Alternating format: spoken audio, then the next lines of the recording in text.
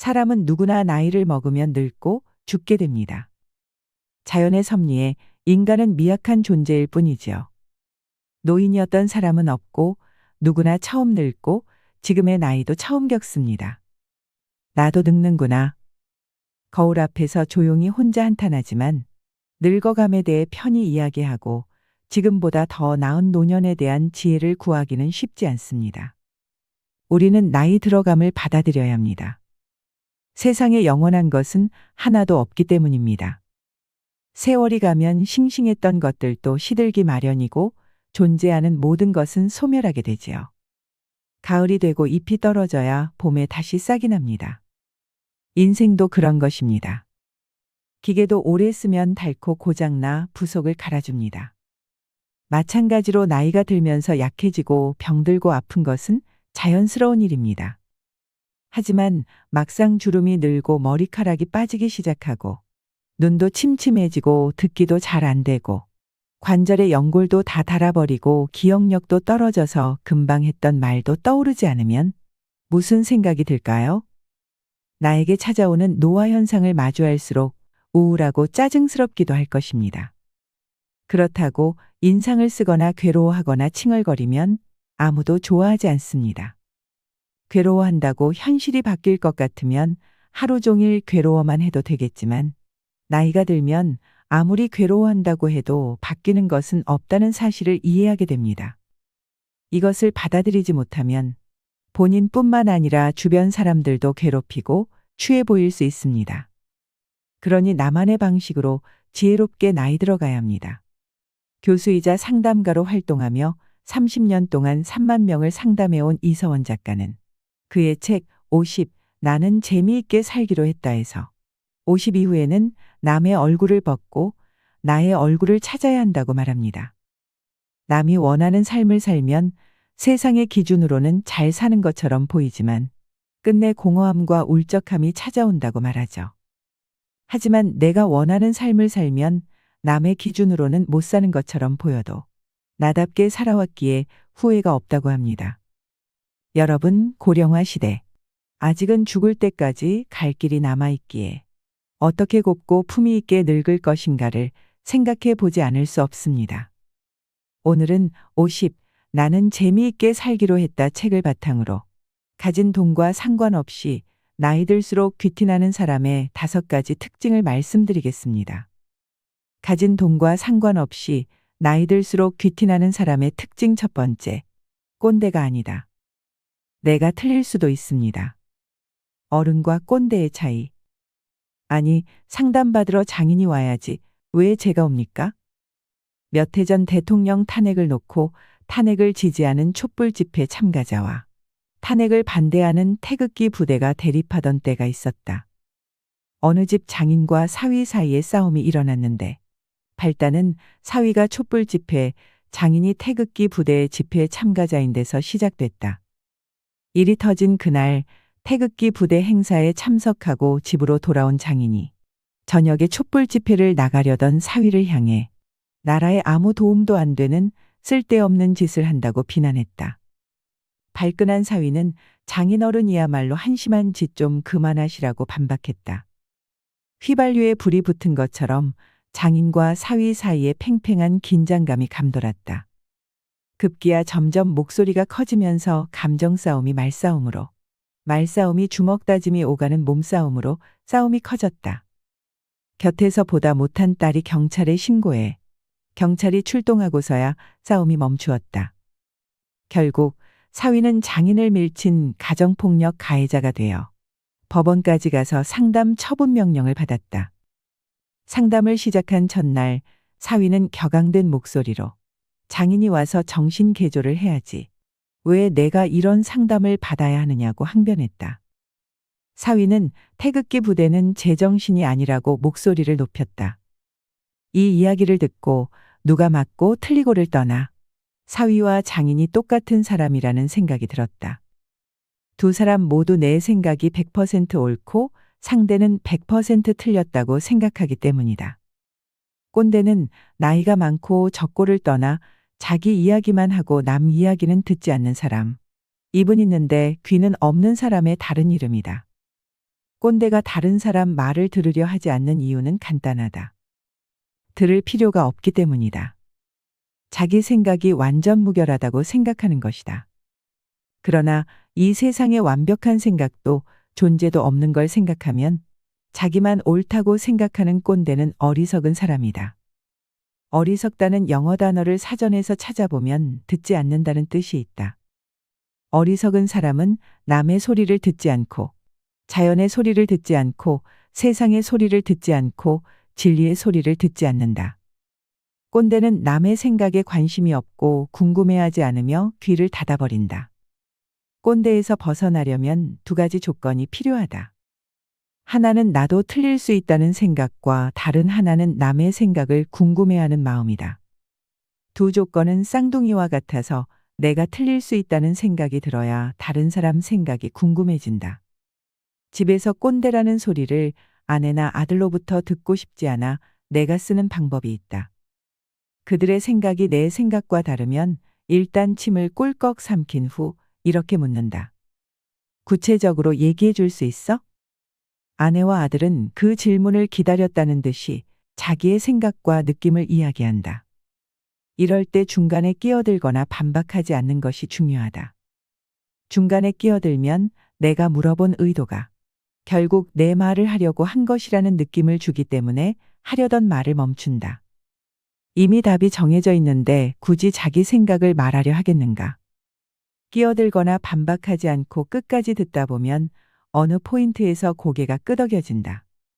우리나라 속담에 부엌에 가면 며느리 말이 맞고 안방에 가면 시어머니 말이 맞다는 말이 지혜롭다고 생각하는 건 이 때문이다. 그들의 말을 가만히 듣다 보면 나도 이해가 되고 수긍되는 부분이 있다. 그때 가만히 고개를 끄덕이거나 알아들었다는 눈빛을 보낸다. 그러면 하고 싶은 말을 끝까지 한다. 여기에 추가해서 한 가지 질문을 더한다. 더 할 말은 없니? 이왕 시작한 말이라면 남김없이 다 해보라는 나의 배려다. 말이 이어진다면 평소 할 말이 쌓여있던 사안이었음이 틀림없다. 다행히 지금까지 아내나 아들이 더 이야기를 한 적은 거의 없다. 자기 할 말을 끝낸 아내나 아들의 표정에 시원함과 후련함이 교차하면 비로소 나는 이렇게 말한다. 내 생각을 이야기해도 될까? 아내나 아들은 흔쾌히 그러라고 한다. 자기 속이 다 비었으니 비로소 남편이나 아빠의 이야기도 듣고 싶어지는 것이다. 그렇게 내 이야기를 다 하고 나면 나도 속이 시원하다. 서로의 생각을 이렇게 드러내면 마음이 이해된다. 이제 남은 것은 양보할 걸 양보하고 얻을 걸 얻는 과정이다. 이런 과정으로 대화하면 서로 억울한 마음이 없다. 억울한 마음은 누군가 내 이야기를 제대로 들어주지 않았을 때 생기는 마음의 앙금이다. 다시 사위와 장인어른의 갈등 이야기로 돌아오면 꼰대의 반대편에 있는 사람이 어른이다. 어른이 꼰대와 다른 점은 남의 말을 듣는다는 것이다. 만약 장인어른이 그래, 오늘은 자네 생각을 한번 들어보지라고 했다면 그날 그런 사달이 났을까? 반대로 사위가 오늘은 장인어른 생각을 듣고 싶습니다라고 말했다면 어땠을까? 맥주잔을 기울이며 나라를 걱정하는 서로의 마음을 나눌 수 있지 않았을까? 각자 존중해 주자며 건배할 수 있지 않았을까? 그것이 꼰대 장인, 꼰대 사위를 벗어나 어른 장인, 어른 사위가 될 수 있는 방법이었을 것이다. 모든 대인관계의 갈등과 다툼은 결국 그와 내가 얼마나 어른인가에 따라 판가름이 난다. 내가 틀릴 수 있다는 가능성을 인정하고 상대 말을 궁금해하느냐 하지 않느냐에 따라 갈등과 싸움은 서로를 죽이는 참극으로 변하기도 하고 비 온 뒤 땅이 굳는 것처럼 아름다운 인연으로 발전하기도 한다. 나이가 들면 딱딱한 이가 빠지고 부드러운 혀와 잇몸만 남는다. 나만 옳다는 완고하고 경직된 마음을 벗고 내가 틀릴 수도 있다는 자유롭고 유연한 마음을 가지라는 뜻이다. 진정한 어른은 내가 틀릴 수 있다고 생각하는 사람이다. 가진 돈과 상관없이 나이 들수록 귀티나는 사람의 특징 두 번째. 혼자 있어도 외롭지 않다. 혼자 있어도 외롭지 않은 사람들의 비밀. 촉망받는 과학자에서 수도자의 길을 걷게 된 분을 만난 적이 있다. 물리학 박사 학위를 받고 나로호 발사에 기여하면서 명성이 쌓이고 있던 어느 날, 그는 우연히 연극 한 편을 보았다. 단지 15분이라는 연극이었는데 극중 주인공은 몸이 이상해 병원에 갔다가 15분 후에 죽습니다라는 청천벽력 같은 진단을 받는다. 병원 문을 나서는 주인공에게 전화 한 통이 온다. 재산 상속을 해줄 테니 얼른 서명을 하러 오라는 할머니의 전화였다. 15분 뒤에 죽는데 유산이 다 무슨 소용이란 말인가. 잠시 후 구애하던 여자로부터 전화가 온다. 당신의 청혼을 받아들일 테니 얼른 오라고 했다. 15분 후에 죽는데 결혼이 무슨 소용인가. 이어 세계적 과학학술지에서 전화가 온다. 당신의 논문 게재가 확정되었으니 어서 게재료를 내란다. 그게 다 이제 무슨 소용이람. 남자는 15분 앞에서 세상의 모든 욕망이 의미가 없음을 깨닫고 오열한다. 중요한 건 따로 있었다. 남은 15분을 어떻게 살 것인가였다. 연극은 그렇게 끝이 났다. 연극의 어느 부분은 그의 실제 이야기였다. 안정적인 유산을 물려받을 것도, 사랑하는 여인이랑 막 약혼식을 끝낸 것도, 과학지의 학술 논문 게재를 기다리는 것도, 미국 유학을 앞두고 있는 것까지도. 그런데 삶이 15분만 남았다면 이 모든 것이 무슨 소용이란 말인가. 15분이 15일로 15년으로 확대된다 해도 본질은 달라지지 않았다. 삶을 충실하게 살아야 했다. 가장 중요한 그것을 찾아내야 했다. 남들이 좋다는 삶을 살기 위해 발버둥쳤던 지난 날들이 떠오르면서 눈물이 쏟아졌다. 한 번 나온 눈물은 멈추지 않고 2시간 넘는 오열로 이어졌다. 진짜 나로 살기 위해 그는 수도회를 찾았다. 부와 명예와 이성 대신 깊은 진리와 영적인 삶을 사는 수도자의 길을 가게 되었다. 수사님, 수도자의 길을 가시니 무엇이 가장 좋으세요? 공허하지 않아요. 내가 나다워지고 나날이 나다움을 추구할 때 공허함은 사라진다. 공허하지 않으면 사는 게 외롭지 않다. 외롭지 않으면 나 이외의 다른 사람에게 의지하지 않는다. 사람은 혼자 왔다가 혼자 살다가 혼자 떠나는 외로운 존재다. 외로움은 필연적이지만 어떻게 하느냐에 따라 외로움은 괴로움이 될 수도, 즐거움이나 충만함이 될 수도 있다. 상담실에 사람과 사람 사이의 문제로 찾아오는 경우를 보면 한쪽이 외로움을 호소하거나 서로가 모두 외로움을 호소했다. 이때 외로움은 내 속에 내가 없어 상대에게 의존하는 불안정한 감정이다. 의존하는 본인은 외로움에 힘들고 그런 의존의 대상이 되는 사람은 부담감에 괴롭다. 이런 관계를 개선하려면 각자 외로움을 즐길 수 있는 사람이 되어야 한다. 주변에 외로움을 즐기는 사람을 만나기란 쉽지 않다. 내 속에 내가 단단하게 들어있는 사람이 많지 않아서다. 혼자 있으면서 즐거운 사람을 딱 한 명 만났다. 외딴섬 암자에서 10년 넘게 혼자 사는 스님이었다.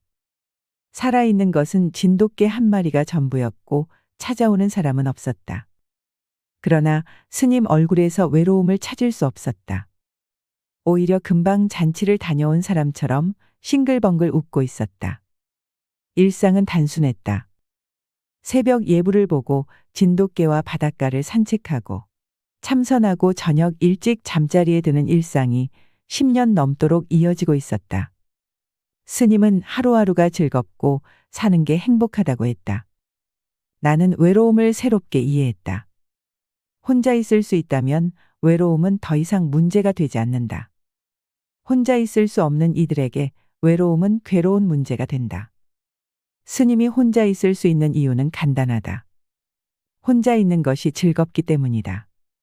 무엇이 혼자 있는 것을 즐겁게 할까? 그건 자기를 좋아하고 자기에 대해 궁금해하면 된다.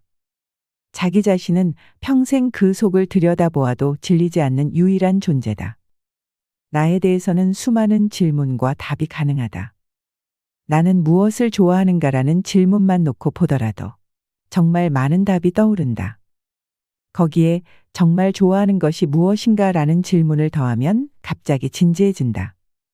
그리고 정말 좋아하는 것이 정말 중요한 것인가를 묻게 되면 나에게 깊이 들어가게 된다.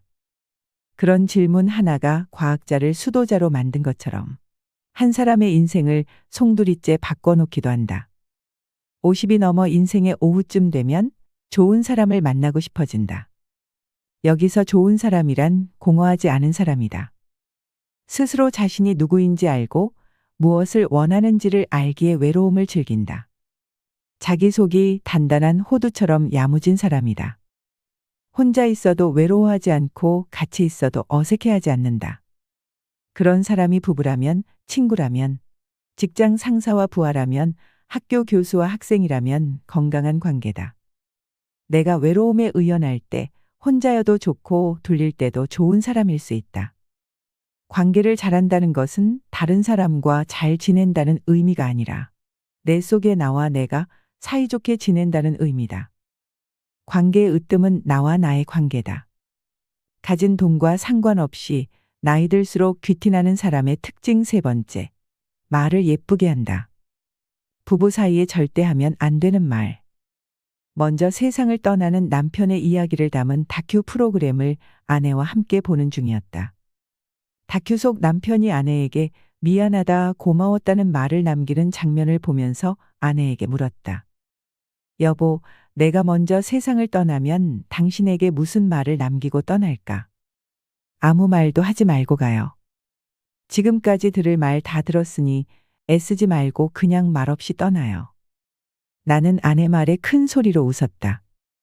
20년 가까이 결혼 생활을 하면서 내가 아내에게 가장 마음을 많이 쓴 것도, 가장 점수를 많이 받은 것도 같은 것이었다. 그것은 말이었다. 배우자에게 말을 예쁘게 하면 사랑받는다는 것은 동서고금의 변함없는 진리라고 믿기에 아내에게 예쁘게 말하는데 많은 에너지를 써왔다. 시험에 자주 출제되는 문제가 있듯이 내가 아내에게 자주 하는 문장 몇 가지가 있다. 첫 번째는 당신이니까 이 정도 하지라는 말이다.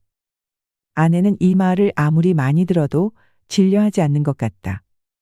사람이 신과 다른 점은 완전하지 않다는 데 있다.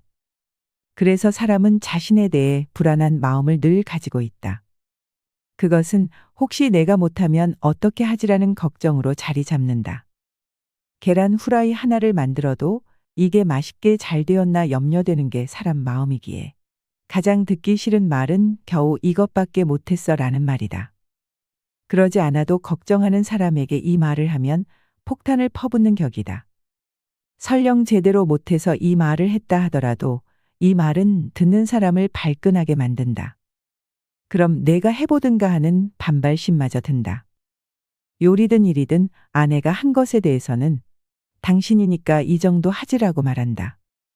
이 말에 아내는 불안한 마음이 사라지고 안정감과 자신감을 느낀다. 그리고 그런 마음을 가지게 해준 남편을 고마워하고 좋아한다. 말 한마디로 아내의 사랑을 받는데 하지 않을 남편이 어디 있을까? 두 번째는 당신이 제일 예쁘다라는 말이다. 이 말도 아내는 지겨워하지 않는다. 제주도에 출장을 가서 아내에게 전화했다. 여보, 이상한데? 왜? 왜 제주도에 당신보다 예쁜 여자가 없지? 아내는 한술 더 떠서 말했다. 거기만 없어? 아, 맞다. 서울에도 없지. 예쁘다는 말은 상대적인 미의 기준이다. 실제 예쁜가 예쁘지 않은가 보다 훨씬 더 중요한 것은 남편이 아내를 예쁘다고 생각하고 스스로도 예쁘다고 생각하는 것이다. 그러면 됐다. 같이 사는 남편이 예쁘다 예쁘다 하면 아내는 진짜 내가 예쁜가 하다 어느 순간 예쁘다고 생각한다. 그것이 사람의 마음이다. 반대로 남편이라고 다르지 않다. 세 번째는 내가 복이 많아서 당신 같은 여자를 만났지라는 말이다. 돌아가신 장모님이 나에게 몇 번이고 하셨던 이야기는 이 서방이 착하게 살았으니까 우리 딸을 만난 거야 라는 말씀이었다. 이제 유언이 된 장모님 이야기를 떠올릴 때마다 정말 내가 악하게 살았으면 이렇게 좋은 사람을 아내로 만났을까 하는 생각이 절로 든다. 결혼하기 전부터 복덩이를 줄인 말, 복디라고 아내를 부른 나는 결혼 후에는 시간이 날 때마다 아내가 조금이라도 나를 위해 무언가를 해줄 때마다 내 복이 많아서 당신을 만났다는 이야기를 잊지 않고 했다. 이 세 문장을 아내에게 자주 하니 어지간한 갈등은 눈 녹듯이 사라졌다. 평소 열심히 좋은 말로 나를 기분 좋게 해줬으니 내 허물을 용서하노라 하는 아내의 말이 들리는 것만 같았다. 한 번은 친척 누나로부터 연락이 왔다. 남편이 다 잘하는데 가끔 말을 가슴 아프게 할 때가 있다며 내가 아내에게 말을 잘하니 우리 남편도 너처럼 말 예쁘게 하라고 상담해 줄 수 없겠냐는 것이었다. 이 사실을 아내에게 자랑했다. 다 잘하는데 말을 못되게 하는 남편을 상담해 달라고 하시네. 내가 말을 예쁘게 잘하긴 하지? 내가 친척 누님께 먼저 전화할까? 왜? 다 잘하는데 말만 못하는 남편과 다 못하는데 말만 잘하는 남편을 바꾸실래요? 라고 물어보려고. 나는 얼굴이 빨개져서 물었다. 바꿀 거야? 아내는 배시시 웃으며 말했다. 아니, 난 그래도 말 잘하는 당신이 더 좋아. 놀란 가슴을 쓸어내렸다. 그리고 기분이 좋아졌다. 아내의 말이 5월의 라일락 향처럼 향기로웠다. 가진 돈과 상관없이 나이 들수록 귀티나는 사람의 특징 네 번째. 좋아하는 것을 선택하고 결과를 기꺼이 책임진다. 어떤 선택을 해도 결국은 51대 49. 별 차이 없어요. 몇 달간 유명한 선생님에게 명리학을 배웠다. 상담하면서 명리학을 배워 접목하면 나만의 개성 있는 상담을 할 수 있을 것 같은 얄팍한 생각에 시간을 냈다. 결과는 참패였다. 한자로 가득한 내용을 복습하지 않았더니 무슨 말인지 알아듣지 못하는 시간이 쌓여 결국 배우기를 포기했다. 운명의 이치인 명리는 제대로 배우지 못했지만 분명히 깨달은 삶의 이치 두 가지가 있었다. 이 두 가지는 이후 내 삶의 나침반이 되었다. 첫 번째는 별 차이가 없다는 가르침이었다. 이걸 택하나 저걸 택하나 별 차이가 없다. 중식당에 가서 짜장면을 택하나 짬뽕을 택하나 별 차이가 없다. 그런데도 우리는 죽느냐 사느냐 문제처럼 심각하게 짜장면을 먹을까 아니 짬뽕을 먹을까를 고민한다. 뭘 먹어도 비슷하고 선택한 후에는 만족감 못지않게 아쉬움이 남는다. 삶도 짜장면이냐 짬뽕이냐 망설이듯 선택해야 하는 일의 연속이다. 오죽하면 프랑스 철학자 사르트르는 인생은 삶과 죽음 사이의 선택일 뿐이라고 말했을까. 그러다 보니 선택할 때 고민하고 망설인다. 결혼할까 말까, 공부를 계속할까 그만둘까. 작고 사소한 선택에서부터 배우자의 선택, 진로의 선택처럼 큰 선택에 이르기까지 우리는 고민한다. 그런데 명리학 선생님은 무엇을 선택해도 비율로 말하면 6대 4, 심하게 말하면 51대 49의 차이밖에 나지 않는다고 한다. 결혼해서 못 사는 사람은 혼자 살았어도 못 살았을 거다. 진학해서 공부를 잘하는 사람은 취직해서 일을 했어도 잘했을 거다. 사람은 쉽게 변하지 않기 때문에 무엇을 선택해도 그리 큰 차이가 나지 않는다. 나는 산사에 5년간 살면서 스님이 되려고 했는데 그때 스님이 되었어도 자식을 낳지 않았거나 혹은 하나가 아닌 둘을 낳았어도 내 삶과 희로애락에 있어서는 별 차이가 없었을 것이다.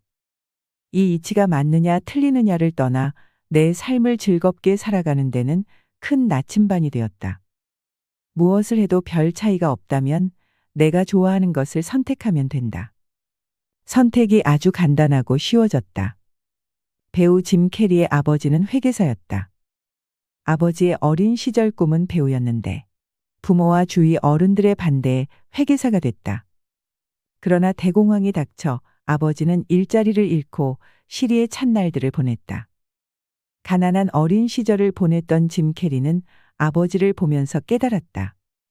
어차피 실패할 것이라면 싫은 걸 하다가 실패하는 건 비참하다는 사실이었다. 실패해도 좋은 걸 하다가 실패하는 게 훨씬 남는 장사다. 그는 실패하더라도 자신이 좋아했던 배우의 길을 가기로 결심했다. 각고의 노력 끝에 세계적인 배우가 된 짐 캐리는 다른 걸 선택했어도 그 분야에서 이름을 날리는 뛰어난 성과를 올렸을 것이다. 사람이 다르지 않기 때문에 이 일을 하든 저 일을 하든 그 일에서 이루는 성취 정도는 별 차이가 없기 때문이다. 명리학 선생님에게 배운 다른 하나의 이치는 사주와 팔자에 대한 가르침이다. 사람에게 사주는 타고난 운명이라 바꿀 수 없다. 이에 비해 팔자는 팔자를 고친다는 말처럼 사람이 바꿀 수 있는 운명이다. 이 가운데 더 중요한 것은 사주가 아니라 팔자다. 사주가 좋은 사람은 자동차로 말하면 벤츠 사주다. 사주가 나쁜 사람은 자전거 사주다. 그런데 아무리 벤츠라도 벌목하기 위해 산에 임시로 낸 길, 임도를 만나면 제 속도를 내지 못한다. 사주는 좋은데 팔자가 영시원차나 제대로 살지 못하는 것이다. 반면에 팔자를 잘 고치는 사람은 자전거 사주여도 고속도로 내리막길을 가는 팔자가 되어 시원하게 달린다. 이때 팔자는 마음가짐이다. 착하고 좋은 마음을 내어 자신을 대하고 다른 사람을 대하면 팔자가 펴진다. 운명에 같은 길을 내도 다른 사람을 해치고 이득만 취하려는 나쁜 마음을 내면 산속에 임도를 내는 것과 같아 좋기만 한 자기 사주를 깎아먹는다. 반대로 다른 사람에게 웃음을 주고 나에게도 즐거움을 주는 좋은 마음을 내면 고속도로를 내는 것과 같아 나쁜 자기 사주도 최대치가 되도록 살려준다. 명리학 선생님이 가르쳐준 두 가지 이치를 합하면 뭘 택해도 별 차이가 없지만 어떤 마음가짐으로 선택하느냐가 운명을 가르는 결정적인 차이를 가져온다는 말이다.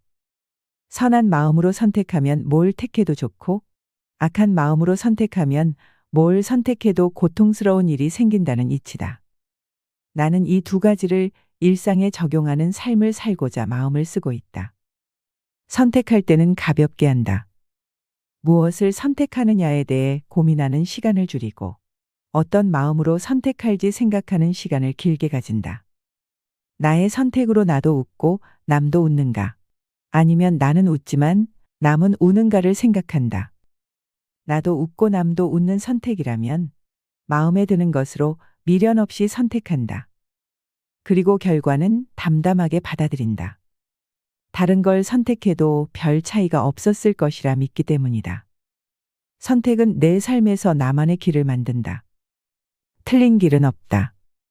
결혼식을 할 때 돈을 많이 쓰는데 이때 하는 말이 딱 한 번 하는 결혼인데 처음 입는 예복인데이다. 생각해보면 결혼만 그런 게 아니다. 모든 일은 우리가 처음 하는 일이다. 그래서 선택이 항상 문제가 된다. 가볍게 선택하면 좋겠다. 별 차이가 없기 때문이다. 내가 좋은 마음으로 좋아하는 것을 선택하고 결과를 기꺼이 책임지면 된다. 깃털처럼 가볍게 선택하며 살 것인가? 바위처럼 무겁게 선택하며 살 것인가?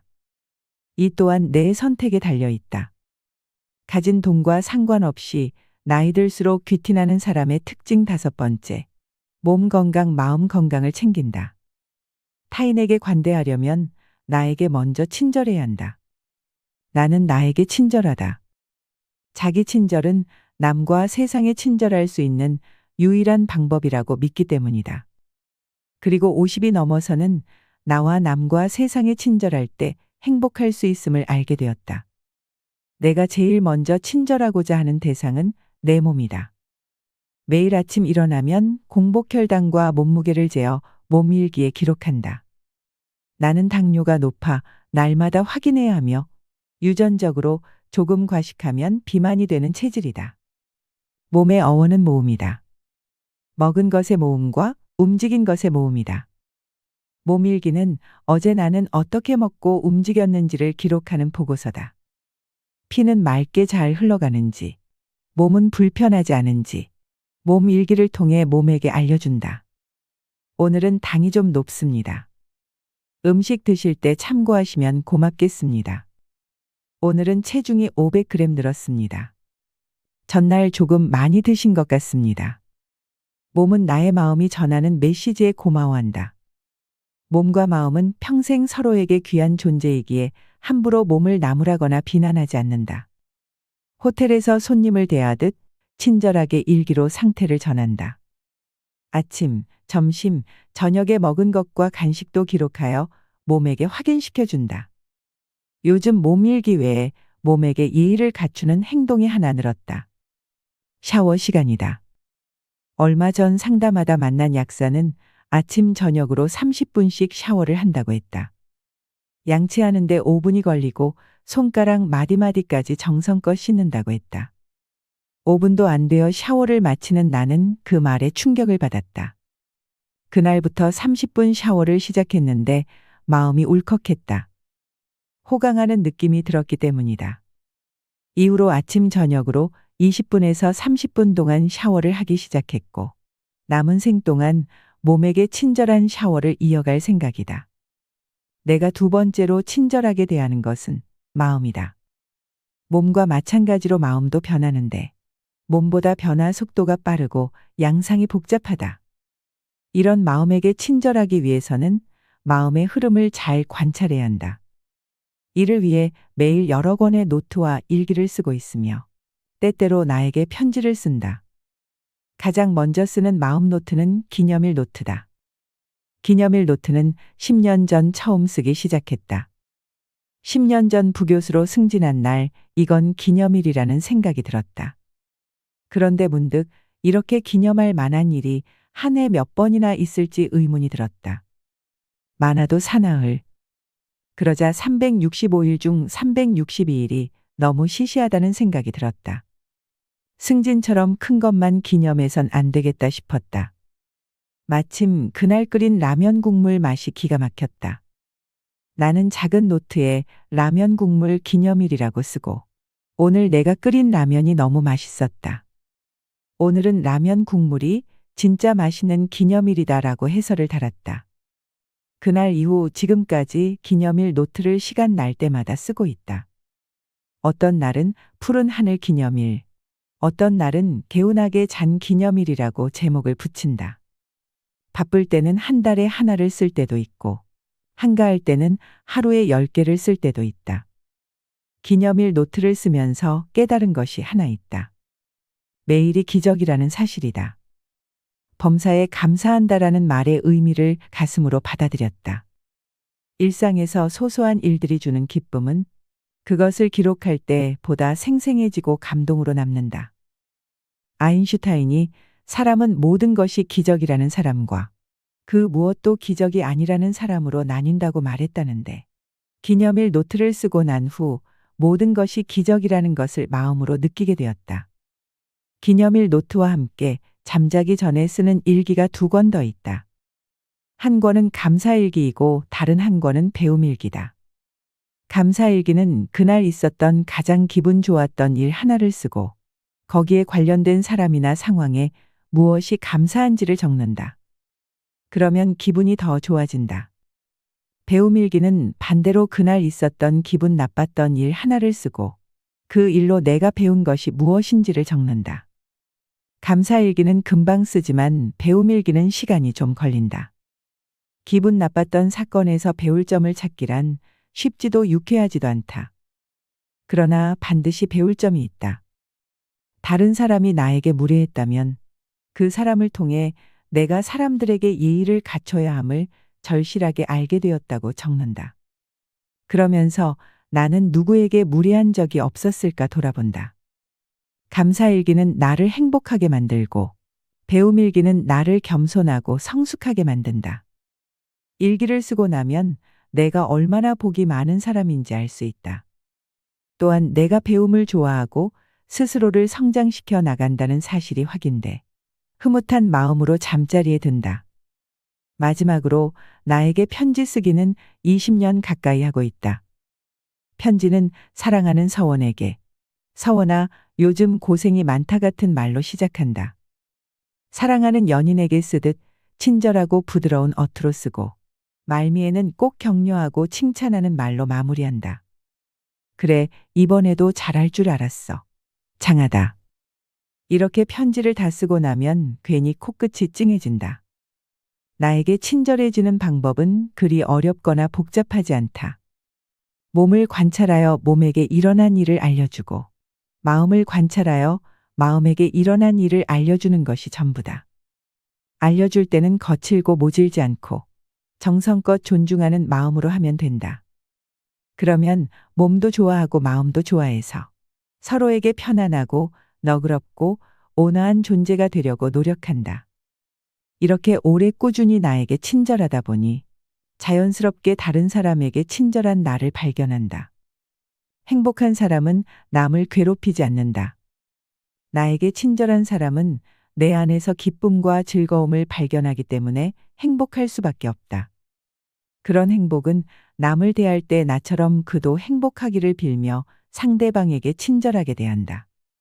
이 책의 저자 이서원 작가는 50 이후에는 내가 좋아하는 것을 하며 멋지게 나이 들기를 권합니다. 이제는 오래 사는 것보다 어떻게 사느냐가 더 중요한 시대이기 때문입니다. 고통을 당할 때 사람들의 반응은 크게 두 가지라고 하는데요. 지푸라기라도 잡고 극복하려는 사람과 아예 고통에 짓눌려 포기하는 사람입니다. 여러분은 어느 쪽이신가요? 나이 들었다는 이유로 포기하지 마세요. 나이 들어도 나이 들수록 우리는 더 행복해질 수 있습니다. 노년이 되어서도 나를 사랑할 줄 알고 어른다우면 품위 있고 곱게 늙어갈 수 있을 것입니다. 이상으로 시니어에 대한 모든 것 시니어 연구소였습니다.